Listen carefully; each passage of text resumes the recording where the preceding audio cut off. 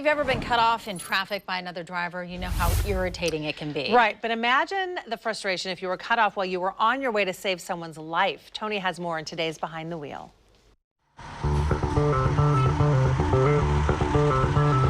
I'm on board Hillsborough Fire's engine number 1. We're taking our time right now, but normally when this rig hits the road, they're headed to an emergency and they're in a hurry. We go on illegal burns, smoke investigations, we go on car accidents, and then we do go on the house fires occasionally too, which is kind of the big call for us. All of these calls have one thing in common: the need for a rapid response. The difference between being in a smoky environment for a couple of minutes versus 3, 4, 5 minutes can be the difference between life and death for somebody. But getting a fire engine to the scene of an emergency presents a challenge. They're big. There's a lot of weight involved, and they drive fast, they don't stop fast. The sheer size of a 20-ton fire engine makes it a handful to drive, but there's another factor that's less predictable: other drivers. Sometimes they pay attention, they see us coming, sometimes they don't. Driver's ed's been a long time ago for a lot of people, and I think we forget what the letter of the law says and what we're actually supposed to do.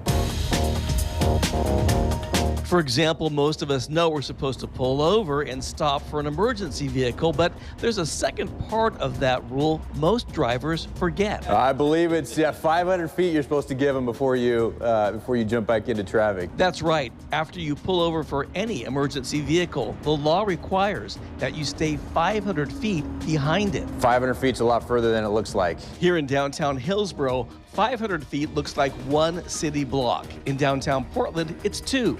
Or think of it this way: at 50 miles an hour, it takes a fire engine 7 seconds to get 500 feet down the road.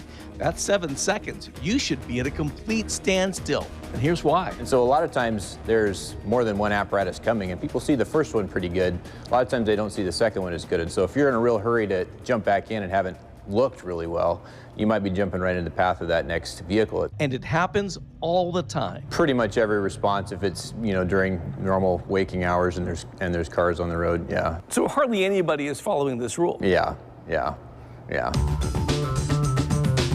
It's worth repeating that a firefighter racing to an emergency may well be trying to save someone's life.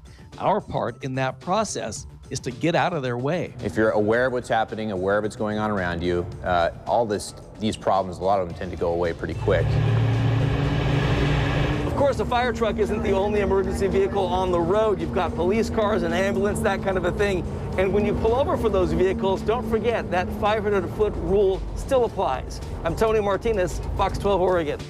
You know, Tony, it's not every day we see emergency vehicles go by, and this is a rule that if we knew it in advance, it can be easy to forget. Yeah, indeed. And another way to think about that 500 feet, I was trying to think of how to kind of visualize that for folks. Yeah. It's like a football field and then another 2/3 of a football field. That kind of gives you some way of gauging it. But it's quite a distance, and I think people think, oh, the fire truck's gone, I'll tuck in right behind them and now I'm all clear. No, because there could be an ambulance right behind that fire truck, and if you're cutting them off, then that's a whole new level of poor driving decisions out there. Yeah, and Tony, as you mentioned, it's hard if you know the rule, but the other people don't. So that creates a whole other issue. So we really need to get the word out about this. I think a lot of us really did not know this, or maybe forgot it from driver's ed. And the firefighter, I spent about an hour hanging out with these people afterwards, and their only thing they want to do is help people in their community. They have no agenda.